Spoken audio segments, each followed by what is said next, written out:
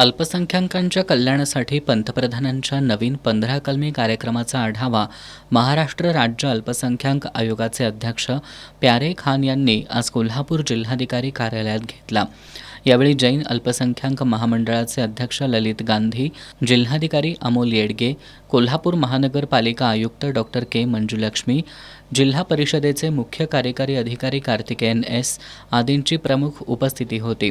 यावेळी बोलताना अध्यक्ष प्यारे खान यांनी सबका साथ सबका विकास और सबका विश्वास या पंतप्रधान नरेंद्र मोदी यांच्या विचारांनी देशातील प्रत्येक घटकांचा विकास साधला जात असल्याचं सांगितलं।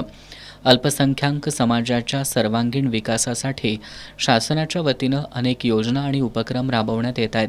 या योजनांची व्यापक प्रसिद्धी करा, अल्पसंख्याकांसाठीचा निधी तळागाळातील लोकांपर्यंत पोहोचवा, अल्पसंख्याकांच्या खासगी शाळांची तपासणी करून शिक्षकांची शैक्षणिक पात्रता तपासा, अपात्र शिक्षक भरती झाल्याचं आढळून आल्यास संबंधित संस्थांवर कारवाई करा, अशा सूचना त्यांनी या बैठकीत दिल्या। मदरशांचे आधुनिकीकरण ही योजना प्रभावीपणे राबवा। मदरशांमध्ये उर्दूसोबतच हिंदी, इंग्रजी, मराठी भाषा शिकवणं अनिवार्य असून त्या दृष्टीनं शिक्षण विभागाच्या अधिकाऱ्यांनी तपासणी करावी। अल्पसंख्याक समाजाच्या प्रगतीसाठी पात्र लाभार्थ्यांना कर्ज उपलब्ध करून द्या। मौलाना आझाद अल्पसंख्याक आर्थिक विकास महामंडळामार्फत जास्तीत जास्त विद्यार्थ्यांना शैक्षणिक कर्ज उपलब्ध करून द्यावे, अशा सूचनाही आयोगाचे अध्यक्ष प्यारे खान यांनी दिल्या। जिल्हाधिकारी अमोल येडगे आणि विविध विभाग प्रमुखांनी जिल्ह्यात अल्पसंख्याकांसाठी राबवण्यात येत असलेले विविध उपक्रम तसंच शासकीय योजनांच्या अंमलबजावणीबाबत माहिती दिली।